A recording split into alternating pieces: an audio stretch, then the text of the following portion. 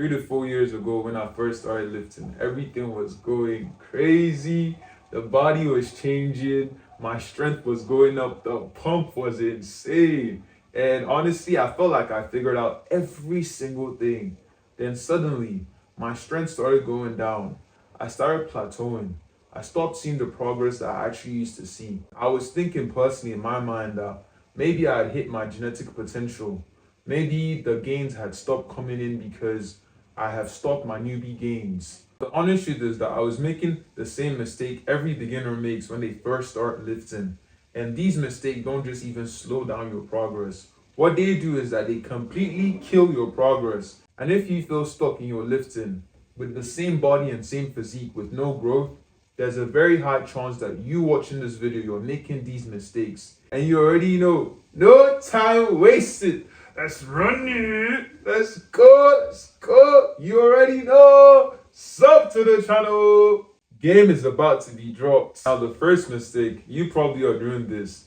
Fasted workouts. Now, this one is quite wicked because you feel productive, but you are actually weaker. Emphasis on this, weaker. So you wake up in the morning, you're like, yes, time for me to go crush those weights and get my gains. You get to the gym, you tell yourself you're locked in, you're burning more fat.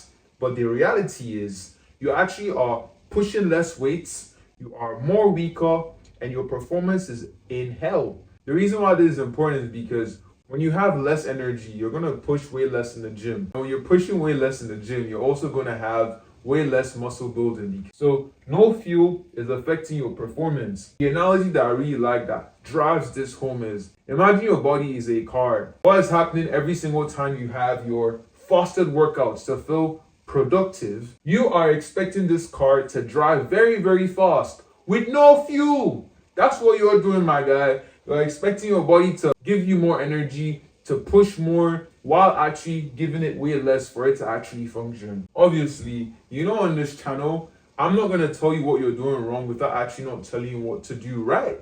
Alright, so the question now is, how do you actually fix this? Alright, so the fix is quite straightforward.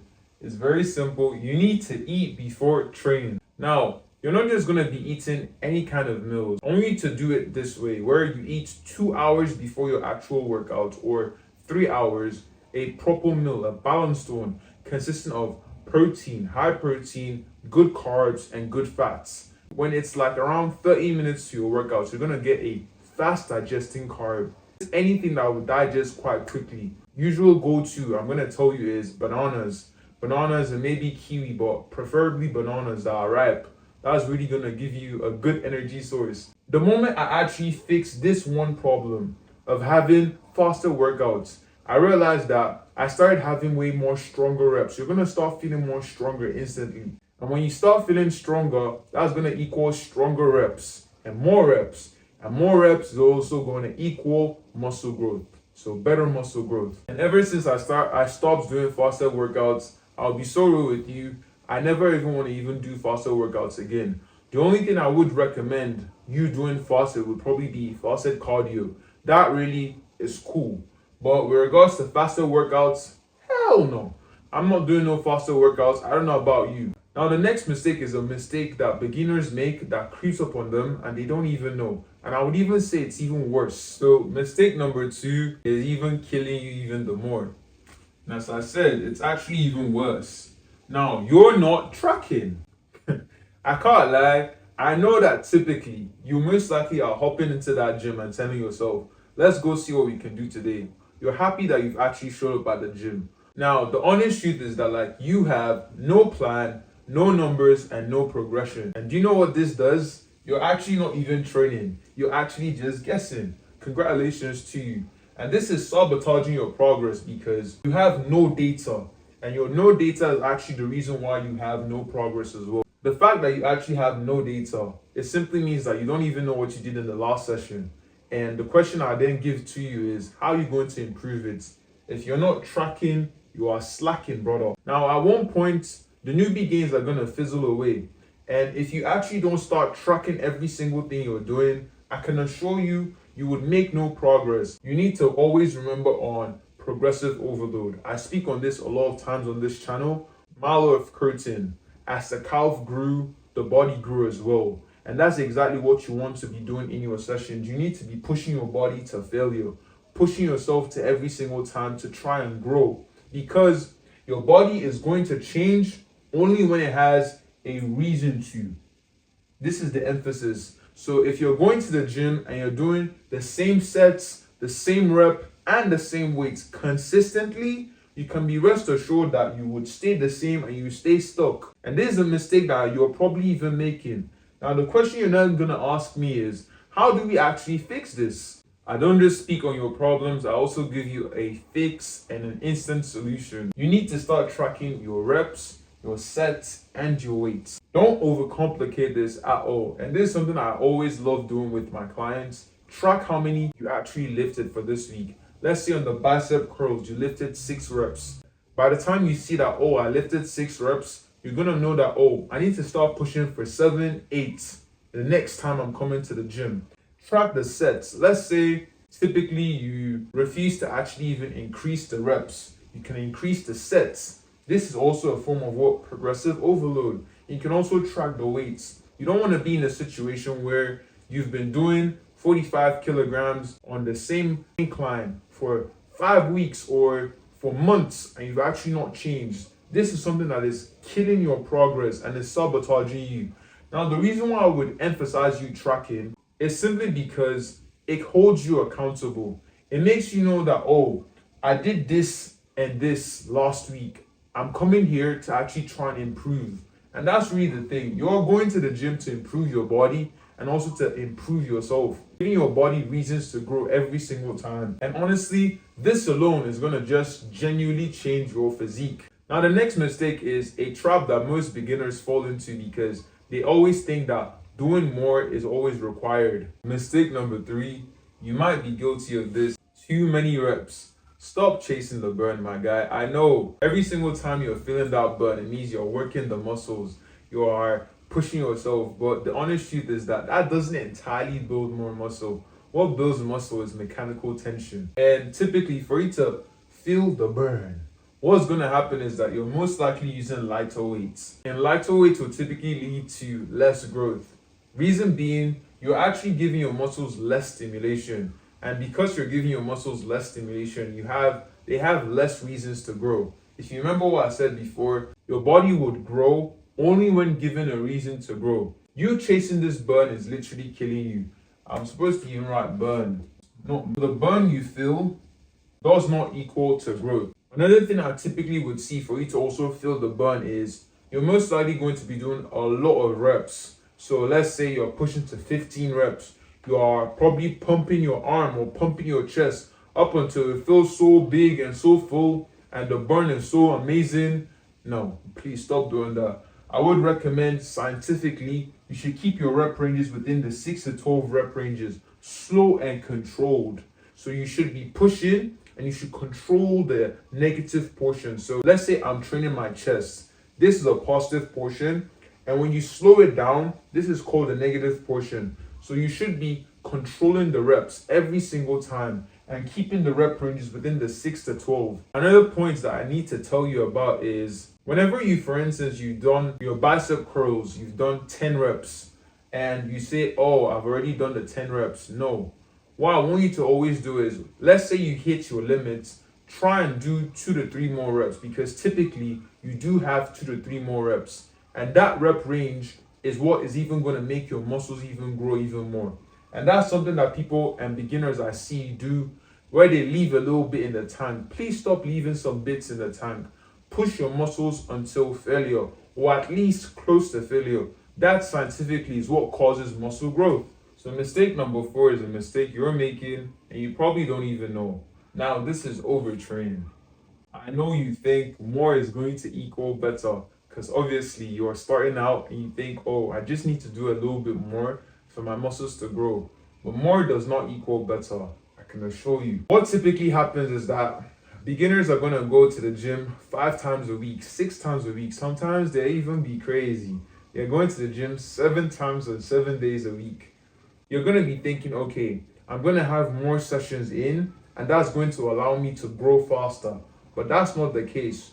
You grow when you recover, you don't just only grow by doing more. And the typical situation, because I know I'm not just talking to teenagers, the typical situation is that your sleep is probably okay, you have a social life, you have work life, and you going to the gym 5 to 6 times a week, coupled up with everything else I just mentioned, would be a little bit too much for you. And that would affect your recovery. And whenever you're training, what usually you're doing is you're recruiting muscle fibers. So your brain is literally going to be recruiting muscle fibers in order for you to actually push your muscles to grow. Now, let's say I am doing a bench press. What's happening is that every single time I'm doing that bench press, your brain is going to know how to recruit more and more muscle fibers for you to actually improve your performance. Now, when you don't recover properly, you have a cooked CNS. Now, your cooked CNS would affect your performance. And we already know that anything that affects performance overall would lead to less growth. You don't want less growth.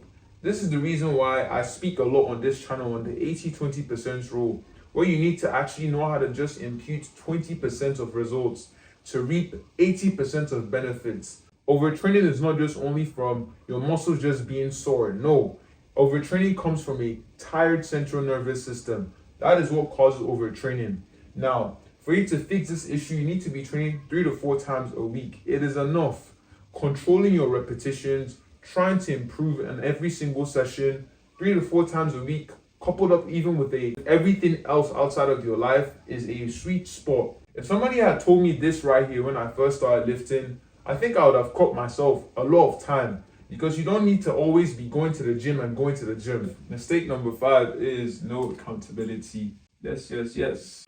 Your ass keep restarting. You tell yourself, I will start on Monday. You don't.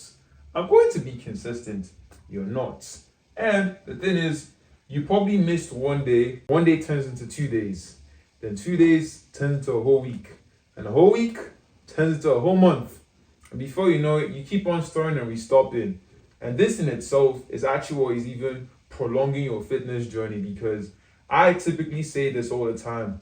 A fitness journey that probably could have taken you a year or 2 to fix, because of your inconsistency, you've dragged out the whole process. And now you've been a beginner for 2 years. The brutal thing is, consistency beats everything. It builds every single thing. This in itself is the name of the game. Show up and show up and show up. Show up when you're tired. Show up when you're lazy. Show up when you're feeling like it. Show up when you don't feeling like it. If I'm going to be giving you a straightforward fix, it has to be remove the excuses. The moment you can at least find out and be accountable that, oh, this actually makes me stop going to the gym. Let's say you come back from work, you realize that you don't typically have your gym close by, and by the time you go home, you get your clothes. Coming outside is a hassle. Get your gym clothes and always put it with you, so when you finish your work, you can just go straight to the gym. Let's say when you finish your work, it is quite hard for you to even do a session. You can always have your session before you even go to work in the first place. Like, try and find out every single excuse and just remove them. You can also simplify and make it easy. Have the same training days, have the same time. At one point when I actually started lifting, for me it was like 6 or 7 p.m. Within the range of 6 to 8 p.m., I should be in the gym lifting weights. So every single time it's going to 6 to 8 p.m., my brain is already like, oh, we need to be in the gym 6 to 8 p.m. Fix a training time, and you need to build the habit. Once you can make the habit simple and easy, consistency becomes a byproduct. Now, I will not let you leave this video without doing a recap. And the first thing is, the faster workouts has to stop. That you going to the gym and you thinking you're productive, feeling you're productive, and feeling like you're locked in, you're burning more fat, is actually even cooking you, because you need to fuel your body for it to function properly, for you to be able to push your body in the gym. Now, the next thing is no tracking. This is sabotaging you way more than you think, because you have no data. You have nothing to improve upon. So you can literally just be going to the gym and thinking you are having a productive session or a good session just because you showed up. And unfortunately, that is not enough. The next thing is too many reps. You're doing way too much. And the problem with too many reps is that you're typically even using way light too light weights or too little weights, and the too little weights will equal to too little growth. This in itself, just stop it entirely. You should be controlling your rep ranges, keeping it within the 6 to 10 or 6 to 12 rep ranges. Slow and controlled. Overtraining. More does not always equal better. You going to the gym 5, 6, 7 times a week is not necessary. You can, but it's not necessary. Reason being, you want your CNS to recover so you can have the ability to recruit more muscle fibers in your training session. Overtraining does not always mean a sore muscle. It just literally means a tired brain or a tired CNS. No accountability. This one right here has kept you probably being a beginner for years. I've seen so many people who have said, oh, I've been at the gym for 5 years and my first 2 years I was inconsistent. So this right here is dragging out your fitness journey, and this is doing way more hurt long term than you actually even think. And once you fix these, the thing you're going to realize is you're going to make real progress, because you don't just feel like you're making progress. You're actually going to be making progress.